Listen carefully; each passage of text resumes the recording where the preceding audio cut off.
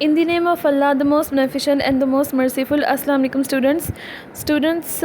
We have already covered Paradise Lost book 1 and we have seen the summary of Paradise Lost book 9 also. तो argument जो था उसका शुरू में जो समरी थी वो मैंने आपको पहले करवा दी है. Today we are going to start Paradise Lost book 9. तो पैराडाइज लॉस्ट बुक 9 जो है वो स्टार्ट होती है अगेन म्यूज़ से. म्यूज़ आपको पता है पैराडाइज लॉस्ट बुक 1 में भी था जो उसने इन्वोकेशन टू म्यूज़ था.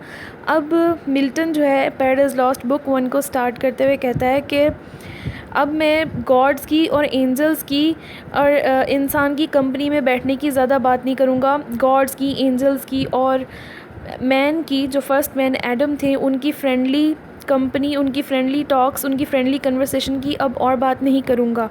फ्रेंडली टॉक का जो रेफरेंस है वो पिछली बुक्स जो हैं Paradise Lost is divided into 12 books as I already told you. और मैंने उनकी आपको थोड़ी समरी भी बताई थी प्रीवियस वीडियो में. तो पिछले में अगर आपको याद हो जो मैंने बताया था आपको पिछले लेक्चर में, प्रीवियस लेक्चर में, कि उनकी फ्रेंडली टॉक किसके साथ हो रही थी. प्रीवियस बुक्स में राफील जो एंजल था वो आया था एडम और ईव के पास और उनकी उससे फ्रेंडली टॉक होती रही, फ्रेंडली कन्वर्सेशन काफ़ी होती रही, 2-3 बुक्स में होती रही. और वो किस बारे में थी, कभी क्रिएशन ऑफ मैन के बारे में, क्रिएशन ऑफ वर्ल्ड के बारे में, तो कभी सैटन की रिबेलियन के बारे में, उसकी एक्सपल्शन के बारे में फ्रॉम हेवन, और ये सब टॉक होती रही. तो वो अब मिल्टन जो है इसका सब्जेक्ट मैटर बताता है शुरू में अपनी इस बुक 9 का कि अब he will not talk any more of God or angels sitting in the company of man as his friends and guest. अब वो क्या बात करेगा. अब वो कह रहा है कि now I must change my topic I must change my tone to tell the tragic story of foul betrayal by Satan. अब वो क्या है, शैतान के बिट्रेयल की स्टोरी को सुनाने लगा है जिसकी वजह से उनको गॉड के गुस्से का, गॉड की एलियनेशन का, गॉड के एंगर को, गॉड के डिसलाइक को फेस करना पड़ा. ठीक है. और गॉड की पनिशमेंट को फेस करना पड़ा जिसकी वजह से उनको सफरिंग जो है उनके ऊपर आई और डेथ जो है वो इंट्रोड्यूस हुई, क्योंकि पैराडाइज़ में तो डेथ थी ही नहीं, लेकिन अब डेथ क्यों इंट्रोड्यूस होगी सिन की वजह से.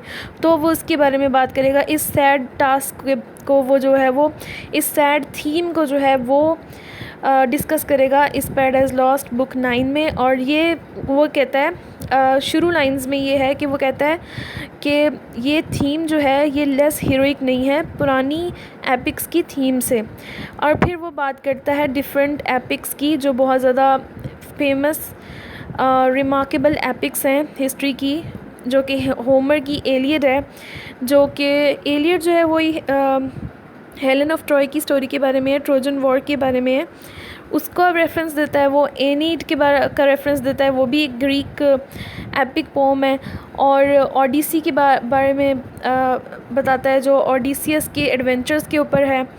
तो वो कहता है कि ये सारी जो एपिक पोम्स थी बेशक ये ग्रेट एपिक्स थी, इनकी थीम जो थी वो ग्रेट थी, लेकिन मेरी थीम सबलाइम है, मेरी थीम जो है वो ज़्यादा ग्रैंड है, मेरी थीम ज़्यादा हीरोइक है. तो वो ये एक्चुअली क्यों कहता है कि उसकी थीम जो है वो ज़्यादा हीरोइक है, क्योंकि कभी भी जितने भी एपिक पोइट्स थे उन्होंने जब एपिक्स लिखी तो इसके मुताबिक अकॉर्डिंग टू मिल्टन उन्होंने ट्रिवियल तो नहीं, लेकिन उन्होंने कभी भी उन थीम्स को टच नहीं किया जिसको ये कर रहा है, जो कि क्या है, फॉल ऑफ मैन. तो इसकी थीम जो है वो ज़्यादा सबलाइम है इसकी एपिक की.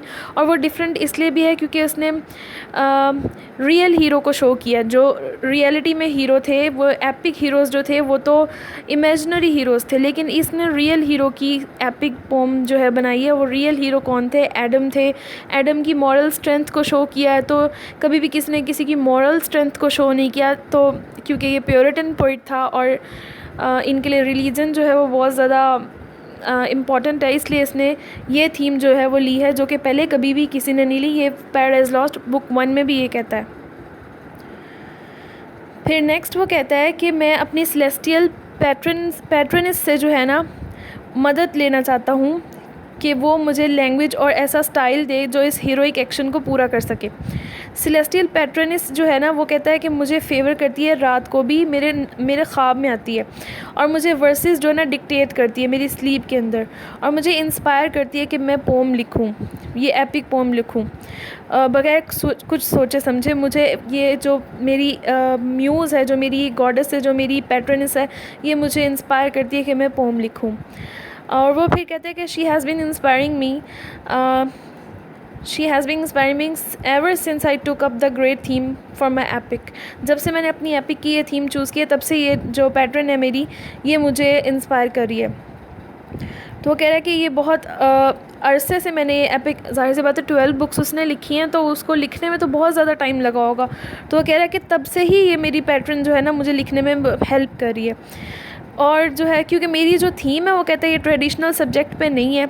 जो ट्रेडिशनल सब्जेक्ट्स होते थे एपिक्स के, वो क्या होते थे, वॉर्स होते थे, जैसे कि एलियड में है वॉर ऑफ ट्रोजन के बारे में। ये वॉर बहुत लंबी चली थी, जो कि एक हेलन एक गर्ल थी, उसके लिए चली थी। तो कह रहे नाम और वॉर और एपिक्स में आप जितनी भी एपिक्स पुरानी पढ़ लें, ग्रीक एपिक्स पढ़ लें, तो आप देखेंगे उनमें वॉर्स यही सब्जेक्ट होते थे, उनकी थीम यही होती थी, या वॉर होती थी, एडवेंचर्स होते थे, गैलेंट्री ऑफ इमेजनरी वॉरियर्स होते थे जो एक्स्ट्रा ऑर्डिनरी काम कर रहे होते थे। और वो कह रहे बेशक ये जो थे पॉपुलर एपिक्स थी और ये सब्जेक्ट पॉपुलर थे, लेकिन कभी भी किसी एंशियंट पोइट ने किसी ऐसी सब्जेक्ट पर नहीं लिखा जिस पे मैं लिख रहा हूँ, क्योंकि मेरी जो है वो जो है मैं रियल हीरो के बारे में, रियल एंड्योरेंस के बारे में बता रहा हूँ, जो कि मेरी एपिक जो है वो उसके बारे में है, जो रियल हीरो के बारे में। रियल हीरो कौन है? एडम, उनके बारे में। और वो मज़ीद फिर आगे लाइंस में कहता है, लाइन नंबर 32 ऑनवर्ड्स, वो ये कहता है कि डिफरेंट रेसेस के बारे में भी उन्होंने जो है एपिक्स लिखी हैं, डिफरेंट टूर्नामेंट्स के बारे में, हीरोइक गेम्स के बारे में लिखी हैं, और उनके आर्मर, जो उनके हथियार थे, उनके बारे में लिखी हैं। कुछ एंटरटेनमेंट्स हैं उनके ऊपर लिखी हैं।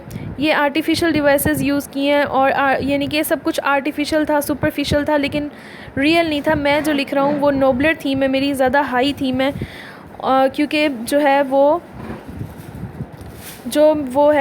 रियल है, उसकी थीम जो है वो रियल है, नोबलर है as compare to previous epic poems.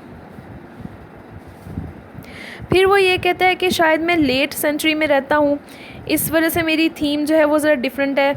Late century से मुराद इसकी ये होती है, इसकी यहाँ पे ये है कि वर्ल्ड का एंड होने वाला है। इनका ये कंसेप्ट था कि जो दुनिया है वो क्राइस्ट के आने से भी 2000 ईयर्स पहले बनी है, और अब 2000 ईयर्स बाद जो है वो ख़त्म हो जाएगी। इसको तो इसलिए मिल्टन ये समझता है कि दुनिया का एंड होने वाला है, इसलिए हो सकता है मेरी थीम जो है वो अब वो एग्जॉस्ट हो चुकी है, इसलिए मेरी थीम ऐसी है। और फिर वो एंड पे फिर यही कहता है कि मैं अपनी पैट्रनिस जो है, जो मेरी म्यूज़ है, उससे मैं ये हेल्प लेना चाहता हूँ कि वो मेरी हेल्प करे और मुझे इंस्पायर करे कि मैं अपने इस लॉफ्टी एम में, इस ग्रैंड थीम को अच्छी तरह से हैंडल कर सकूँ। नेक्स्ट लाइन नंबर 48 to 49 में वो क्या बताता है कि सन जो है वो सेट हो चुका है, और वीनस जो स्टार है वो निकल आया, जो कि ट्वाइलाइट शो करता है दिन और रात के दरमियान। ट्वाइलाइट की होती है वो थोड़ी थोड़ी रोशनी होती है, उसको कह रहा है कि उसके अलावा नॉर्थ पोल जो है, north pole to south pole जो है वो अंधेरा दूर तक छा गया है। सैटर्न जो जिसने कभी ईडन में, गार्डन ऑफ ईडन में कभी घुसने की कोशिश की थी, जो कि हमने प्रीवियस बुक की समरी में मैंने आपको बताया है कि उसने एक दफ़ा गार्डन ऑफ ईडन में घुसने की कोशिश की थी, लेकिन एक गार्डियन एंजल ने, 2 गार्डियन एंजल्स ने उसको निकाल दिया था। तो यहाँ पे ये हमें बता रहे हैं मिल्टन के उसको गैब्रियल जो एंजल था उसने वहाँ से निकाल दिया था, लेकिन सैटर्न जो था 8 डेज़ के बाद दोबारा से और ज़्यादा प्लान ऑफ फ्रॉड और मेलिस के साथ जो है इंसान को तबाह करने के जो मंसूबे से दोबारा से उसमें दाखिल हो गया। और वो मंसूबा क्या था? एडम को डिस्ट्रॉय करना और उसकी पैराडाइज़ को डिस्ट्रॉय करना। He came to paradise with dauntless courage without caring for what may happen to him. अब उसने ये नहीं सोचा कि उसके साथ क्या होगा, और वो वहाँ घुस गया। वो रात के टाइम भागा था पिछली बार जब आया था, लेकिन अब मिड नाइट में वो घुसा है। वो दिन के टाइम में नहीं आता, वो दिन के टाइम में आना पसंद नहीं करता, क्योंकि आर्च एंजल जो है URIEL, यूरियल जो है वो जो है वो एंजल ऑफ सन है। तो ये आर्च एंजल जो है, जो अच्छा एंजल है, उसने पिछली दफ़ा ना उसको पैराडाइज़ के अंदर एंटर होते हुए देख लिया था, और उसने बाकी जो गार्डियन एंजल्स थे उनको वार्न किया था कि मैंने ना जो है इधर घुसने की कोशिश की है, पैराडाइज़ में घुसने की कोशिश की है। सैटर्न लेकिन तब पिछली दफ़ा वहाँ से भाग गया था, और फिर वो भाग कर कहाँ गया था, उसने अर्थ के पर चला गया था, भाग कर अर्थ का मुआयना किया। 7 टाइम्स उसने अर्थ का जो चक्कर लगाया, 7 टाइम्स गॉड ने जो अर्थ बनाई थी उसका चक्कर लगाया। कभी उसके नॉर्थ पोल पर गया, कभी उसके साउथ पोल पर गया, और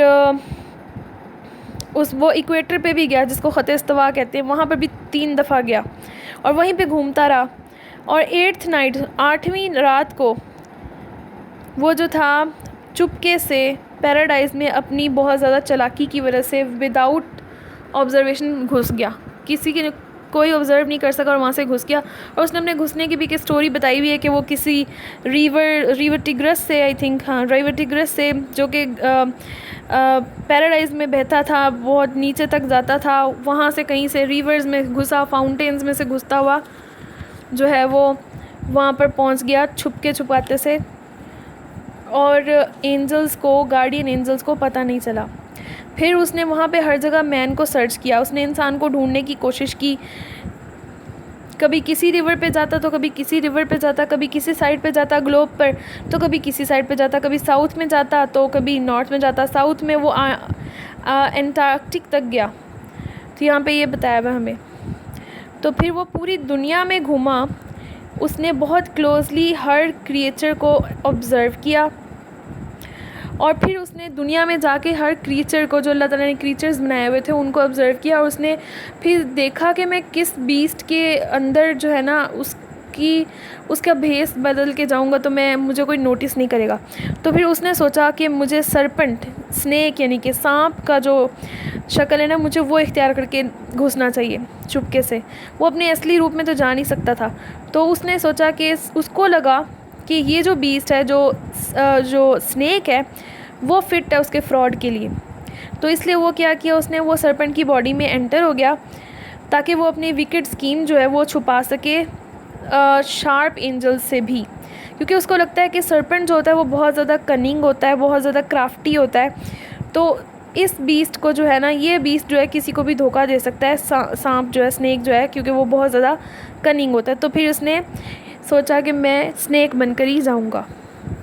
अच्छा, यहाँ ये लाइन नंबर 99 से ऑनवर्ड जो है अब हम इसकी एक्सप्लेनेशन पढ़ेंगे। पिछली लाइंस जो थी एक्सप्लेनेशन के पॉइंट ऑफ व्यू से इतनी इंपॉर्टेंट नहीं थी, और as you know that it is an epic, it's quite long, और हमने ऑलरेडी फर्स्ट बुक 1 की 500 to 600 लाइन्स पढ़ी हैं, तो इसकी 1100 मे बी 11 to 1200 लाइन्स हैं। वो इतनी सारी तो हम कवर नहीं कर सकते। इंपॉर्टेंट लाइंस मैं आपको करवा दूंगी, बाकी मैं आपको समरी बता दूंगी, और कुछ इसकी समरी आप खुद भी पढ़िएगा ताकि आपको ज़्यादा अच्छे से समझ में आए क्वेश्चंस अटेम्प्ट करने के लिए।